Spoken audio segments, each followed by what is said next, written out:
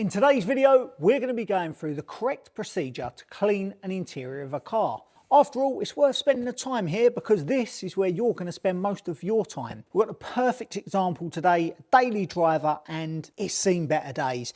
This car is very well used. So we're going to go from everything from the roof lining all the way down to the carpets and everything in between, take you through the process step by step. First thing I've got to do before anything, and this is always my first job, is get the vacuum cleaner out and get rid of as much loose debris as possible. I'm going to start off by dusting through all of the controls. You want to work your way from top down because there's no point hoovering all the carpets lovely and then dusting all this off back over them. Don't get me wrong, we're definitely going to have to go over this twice. First go is to get the majority out. We're then going to go through the cleaning process of seats, steering wheels, dashboards, centre consoles, full-on leather cleaning, and then we'll get onto the mats and stuff. The finishing touch will be the final hoover around, but we'll get to that later. For now, I've got to grab that hoover and get all of this lot looking a little bit better.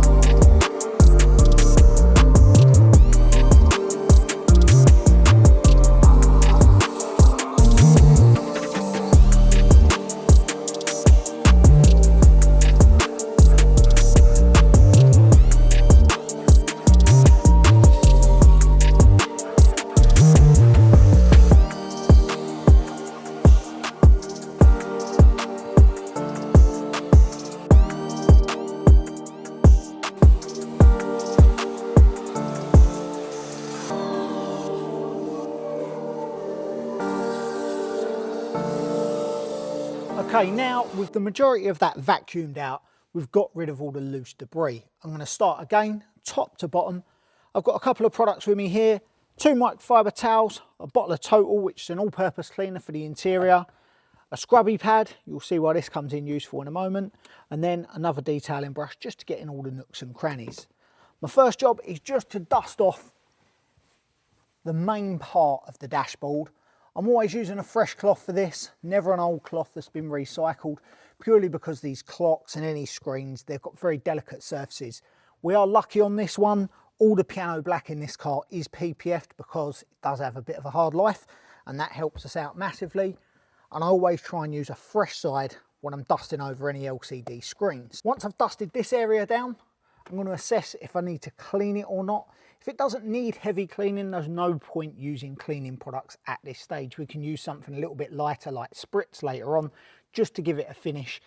Think of it like a quick detailer for the interior, but something I do think definitely needs a good clean is this steering wheel. So we're going to get into that now. I see a lot of people get a microfiber towel, they put it up here, and then they go spraying away with product all over the wheel. But you get a lot of overspray doing that. So here's a little tip for you. And this is something I like to do. Put a towel on my leg just so I've got something to catch any overspray. And then with Total, I load up a scrubby pad. Now what these have is they have loads of little fibres that work like a little scrubbing brush. And then you can just work that in to the wheel. Now steering wheels are always grubby and a bit nasty because the bit you're in contact with the most. When you see shiny leather steering wheels, that's actually oils from your hands that have gone into the wheel and given it that shine. And that's what we're trying to get rid of here. It should go back to a nice factory matte finish. We'll just work that in, make sure we get all the way around it, and then take a microfiber cloth and simply wipe away the excess. There's no hard scrubbing going on here, just using like a medium pressure to make sure we get all around it. And that should dry up to look pretty fabulous when it's done. If we need to get further into these controls, another tip, same thing again, rather than spraying away and going crazy with your cleaner here and getting overspray everywhere, down in the footwell or somewhere out the way, few sprays to a brush, and then use the brush in there. Now, I don't like to oversaturate like I just did there, these switches and controls. I don't think it's good practice, so I really try to avoid that as much as I can. If you do feel you've got a bit too much on there, again, a cloth or your pad, and just take off the excess so you're not soaking the switches. In modern cars, they are pretty sturdy and they don't actually suffer too much from having a light cleaner go over them. And once we've done that, we're going to go in here, get all around the back of that console there. And don't forget your control stalks, wiper and indicator stalks there. Again, wipe away the excess. If you do have the luxury of compressed air, you can then blow that away. We do have it in this bay, but I'm not going to use it because not many people do have that. It's a luxury, it's not a necessity. You'll also see quite a lot of people nowadays using the tornado guns, blowing out all the excess first. I've really not found a good way to do that without just blowing everything all around the place. I still think a vacuum is probably the best thing you can use on an interior of a car. Sometimes the old school methods are the best methods. And last but not least, just the centre. And that is the correct way to clean a steering wheel. Now we're going to do the same process through this centre console. We're not going to use the scrubby pad on any of this gloss black stuff. Like I said, it is PPF'd in this car. A lot of cars are not PPF'd. Be careful with this. If you can get away with just dampening a cloth and wiping it over, then going over it with either something like spritz, a bit of quick detailer, even a glass cleaner, an alcohol-based glass cleaner, actually brings them up pretty good, just to remove any fingerprints or any smudges. That's enough on those. Same with LCD screens. I prefer to use a glass cleaner directly to a microfiber cloth and then just wipe those over. Be gentle, because once you scratch these, they are an absolute nightmare to restore.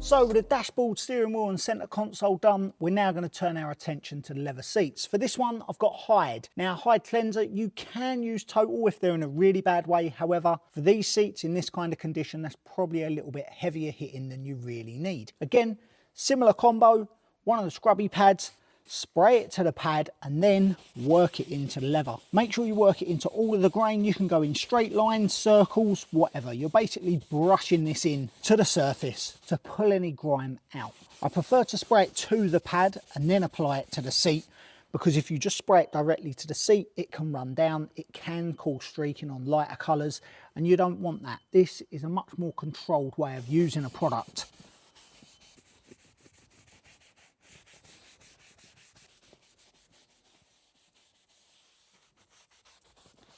Then fresh microfiber towel and just wipe away the excess.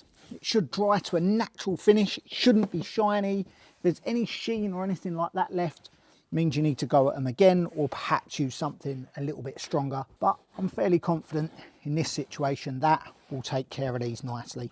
And voila, now we are on to the base. Same process again. Spray it to the pad. A little bit of overspray at this point doesn't matter, because it's controlled. It's going where I want the product. And then just work it in. If you've got a design like this with some stitching or some fluting, just make sure you can get right into there to clear them out, because that is where most of the grime will gather and sit. So you want to get that out.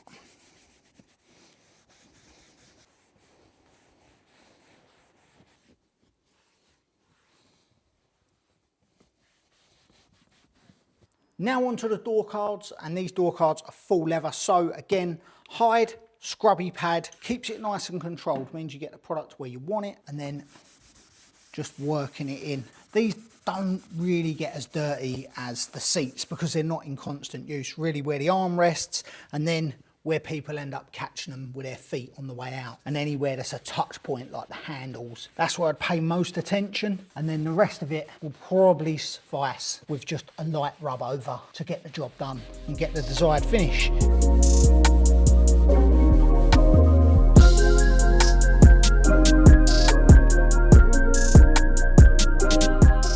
Brings us to probably what is the grubbiest part of any car, the footwell. Again, going in with total on this one, but don't forget, start off with your pedals. Spray it directly down I'm going to take this opportunity as well just to spray over the carpet lightly. I'm not going crazy. I don't want to oversaturate it because we're not using wet vacs and stuff here. So we have got to get this up with a normal vacuum or cloths. Then with the brush, a little bit of cleaner in there, and then we can just work that in just to clean those pedals up before we give the carpet a light scrub over with an upholstery brush.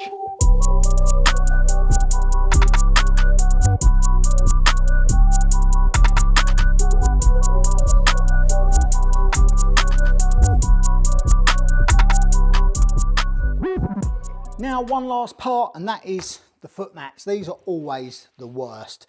Now I've given this a good vacuum off, but as you can see, there's a lot of staining. Because we're not using wet vacs, I'm going to show you a solution where you can just use a normal spray-on all-purpose cleaner or interior cleaner and actually get a pretty reasonable result. Don't get me wrong, you could take this further, you could wet vac these, but you don't want to really be doing that every time you clean your car. So what we're doing here is we're getting a good amount onto the surface, cross-etching, just so we've got even coverage. If you have got any stains like these and you want to put just a little bit extra down on the grubbier areas, it's fine, that'll work fine too. And then taking your upholstery brush, a couple of sprays on there as well, and then I'm going to just work that in. Something to always be mindful of, I see a lot of people miss this as well, is the edging, the banding. Make sure you get your brush and just brush those in first. There's nothing worse than cleaning all your mats and having not cleaned the edging correctly. So I've given them a nice brush, and then I'm just going to brush the rest of the mat in. You can see the product foaming up, doing its job there.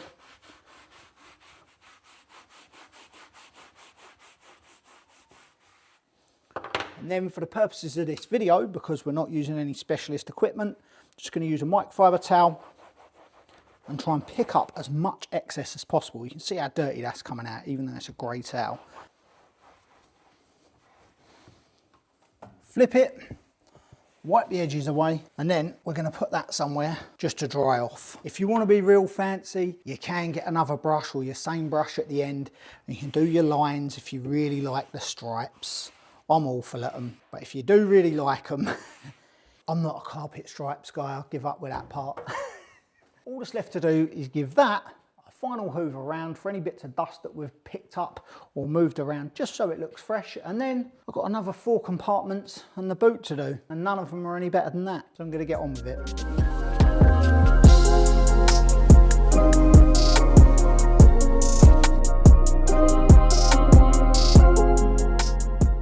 So a couple of little bonus parts for the interior.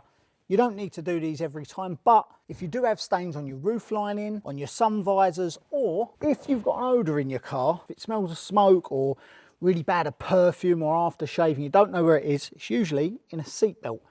Now, you can deep clean these, but believe me, it's a nightmare. But I've got a quick tip to show you how to clean them pretty well, which will take care of 99% of the cases you'll encounter. Again, spray the product to the cloth. Don't go spraying it all over the place. You get it on windows, you get it all on these plastics. It's a nightmare to clean up. It's more work than it's worth. Spray your product onto your cloth and then simply work it in where needed as required. It's really important that you don't oversaturate roof linings. They do not take well to it at all. But if you do want to give them a quick freshen up, a damp microfiber cloth with some APC over the top.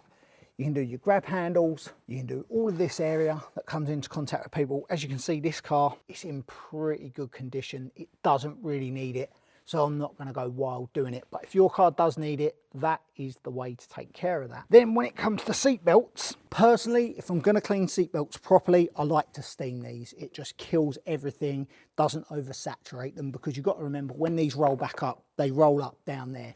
They never really dry out very well. It takes a really long time to dry these out, especially in this British weather. But again, you can do the same thing. Pull them out, product onto a microfiber towel, and then just work over them just lightly, and this will clean them up nicely. The buckles, sometimes they'll be dirty from people's hands, especially if you've got a light interior and they're light as well. Again, we got a little bit off of there, but that is dry to the touch already. So you can just let it go and put it back. Those are my tips for cleaning the interior. Hopefully you enjoyed this video. If you did, if there's more that you want to see, please drop us a comment below. We're going to be making a load more of these tutorials, just keeping it real, showing you our tips and tricks, Maybe you've got some other tips and tricks you want to share with some of the viewers below. We're always open to other people's suggestions. Let us know what you want to see next. Thank you for watching. I'm going to get on with the rest of it and leave you with some afters.